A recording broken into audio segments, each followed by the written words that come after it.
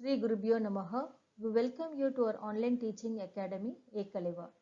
This video is on the second part of the lesson from the diary of Annie Frank from CBC 10th English.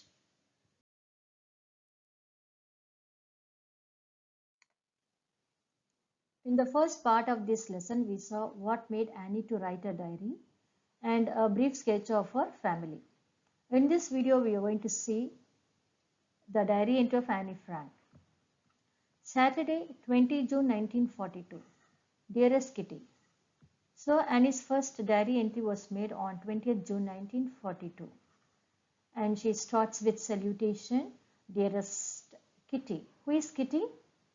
We know Annie has named her diary as Kitty. Our entire class is quaking in its boots. The reason, of course, is the forthcoming meeting in which the teachers decide who will move up to the next form and will be kept back. So the entire class is quaking. What is that quaking in its boots? It is an idiom. It means shaking with fear and nervousness.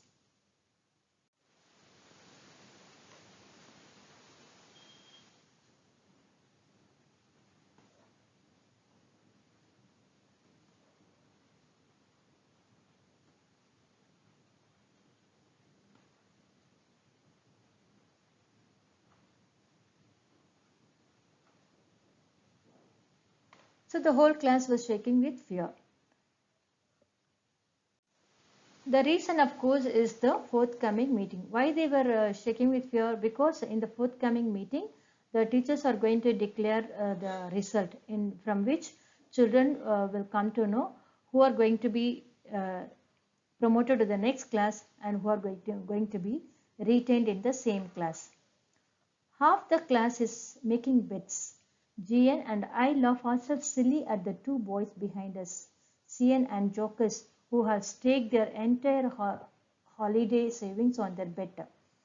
So half the class was making bets, on which they were making bet, because they were just making comments who will be promoted to the next class, who will be retained in the same class. On that, they were just making bets.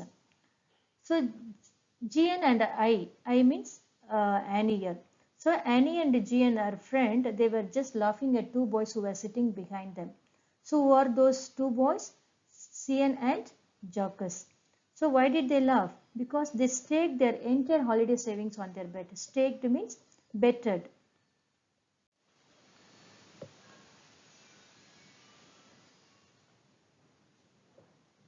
So they betted their entire holiday savings on this silly thing. From morning to night, it's you are going to pass. No, I am not. Yes, you are. No, I am not. So they were making comments like you are going to pass. No, I am not. You are going to pass. Such comments were being passed to each other. Even G's pleading glances and my angry outbursts can't calm them down. So sometimes G's pleading requests, she also requested them to be quiet, and Annie also shouted at them to be quiet. But neither G's request and nor Annie's anger made them to be quiet.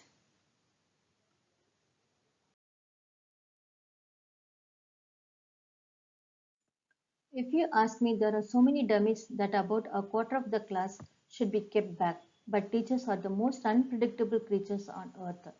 She says that there are many dummies in her class who should be kept back. Dummies means numbers.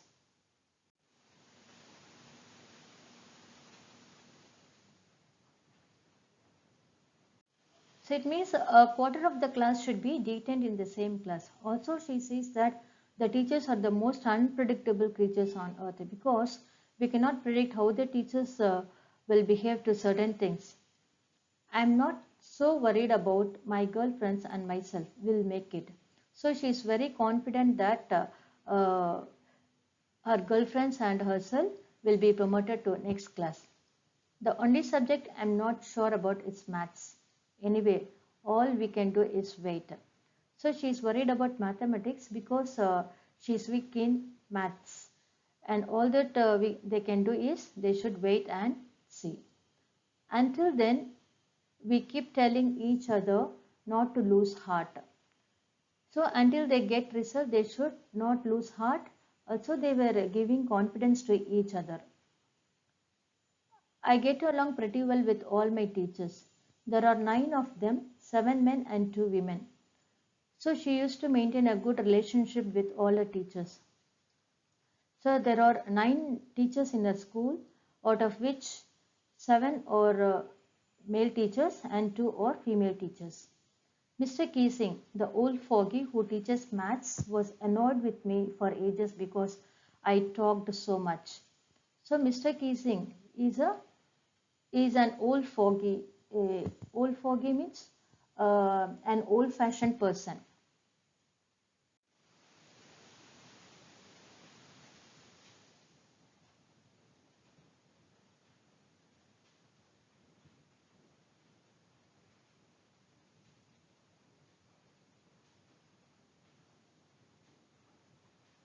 So he is an old-fashioned person, and he was the maths teacher. And he used to get annoyed with this girl because she used to be very talkative in his class.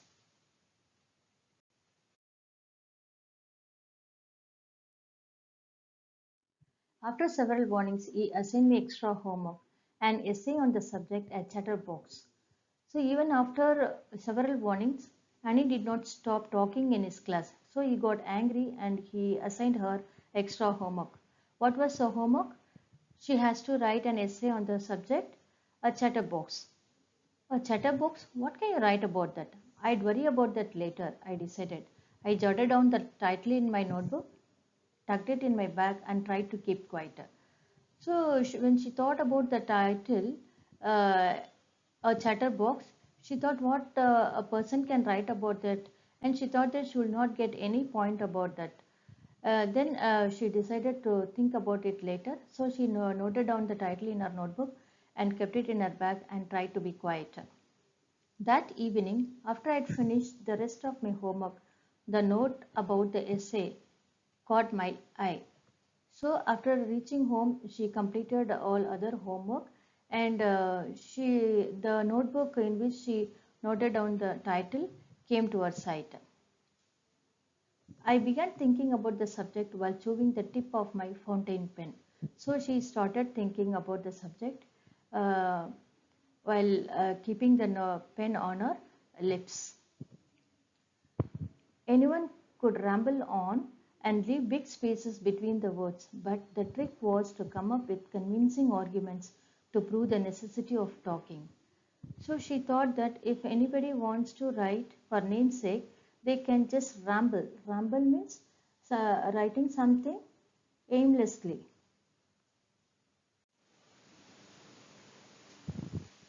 Write aimlessly for long.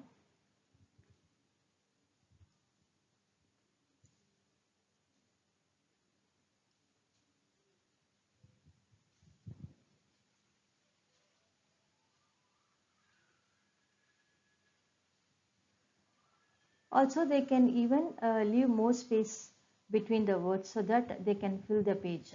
But she didn't want to do that. She wanted to write the essay with convincing arguments that would prove the necessity of talking.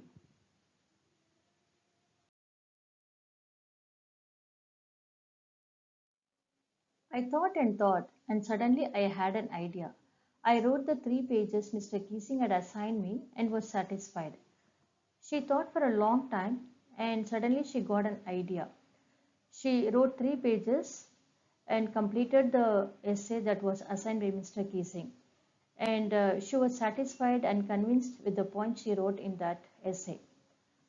I argued that talking is a student's trait and that I would do my best to keep it under control, but that I would never be able to cure myself of the habit since my mother talked as much as I did, if not more, and that there's not much you can do about inherited traits. So she had mentioned 2 points in that essay. The number one is she told that talking is a student's trait that cannot be denied. Also, she had promised that she would keep it under control. Another point what she mentioned was that her mother was also very talkative and that trait has been inherited from her mother. So she would not be able to cure herself completely. So these are the 2 points she had mentioned in that essay, and also she felt that it was very convincing and was very much satisfied with what she wrote.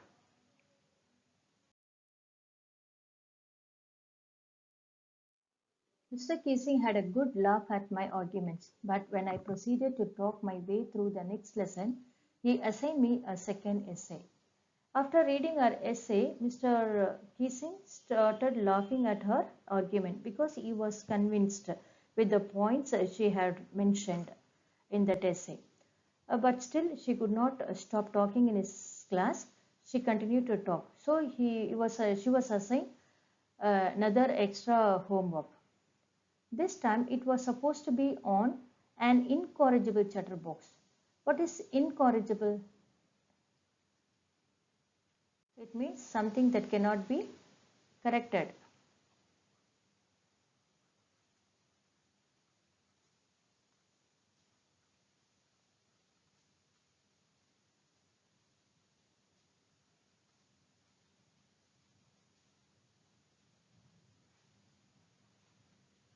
So second time she was asked to write an essay on a title, an incorrigible chatterbox. I handed it in, and Mr. Keesing had nothing to complain about for 2 whole lessons. However, during the third lesson, he had finally had enough. So, second time also successfully she completed and handed it to Mr. Keesing. But still, as she told, as she has inherited the trait, she could not control. But however, during third lesson, she started talking once again. So, third time also, she was punished by asking her to write write an essay. Annie Frank, as punishment for talking in class, write an essay entitled "Quack Quack Quack," said Mistress Chatterbox. So third time she was asked to write an essay on a topic "Quack Quack Quack," said Mistress Chatterbox.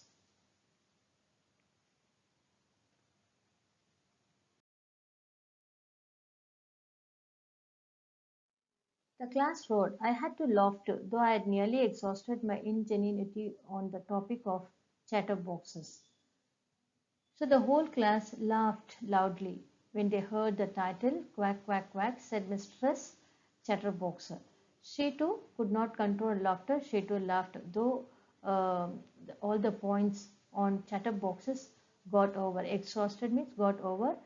She has no more points on the topic uh, chatterboxes because she had already written 2 essays on the same topic. Now she has no points. Ingenuity means here the cleverness combined with originality.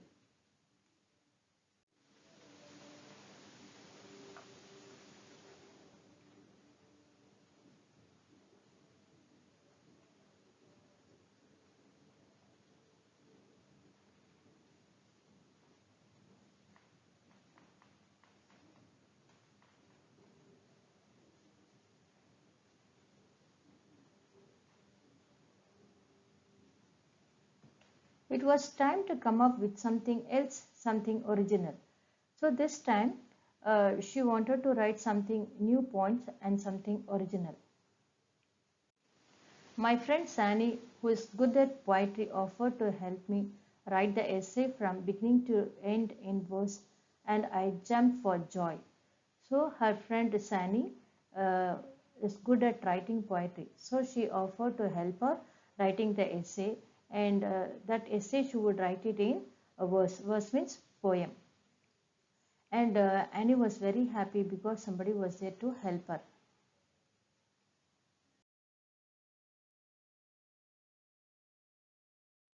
Mr. Keesing was trying to play a joke on me with this ridiculous subject, but I'd make sure the joke was on him.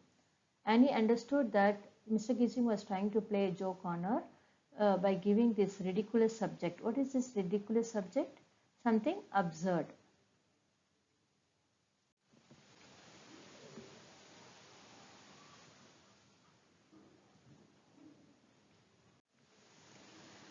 Also, she said that she would make sure that the joke was on him. I finished my poem and it was beautiful. It was about a mother duck and a father swan with three baby ducklings who were beaten to death by the father because they quacked too much. So, what was the poem about? The poem was about a mother duck and a father swan and three baby ducklings. So, what this father swan did, it bit the baby ducklings because they quacked too much. So, quacking is the duckling's character, but this foolish father swan bit them to death. So, that was conveyed in that poem. Luckily, Mr. Keesing took the joke the right way. So, after reading the poem, Mr. Keesing was very much convinced, he was happy and he took it in a right way. He read the poem to the class, adding his own comments and to several other classes as well. So not only he enjoyed that poem, but also he read out the poem to the whole class, and he gave his own comments, and also several other classes also he read out the poem.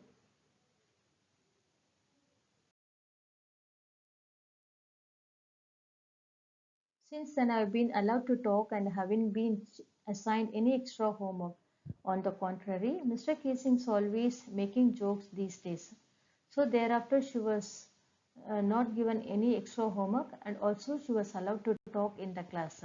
On the contrary, Mr. Casing also started making jokes in the classes. So that way, Annie made him understand that talking is a student's trait through a small story of father swan and baby ducklings. Okay, and she completes the diary entry with her name, yours, Annie. Children, I hope you enjoyed this lesson.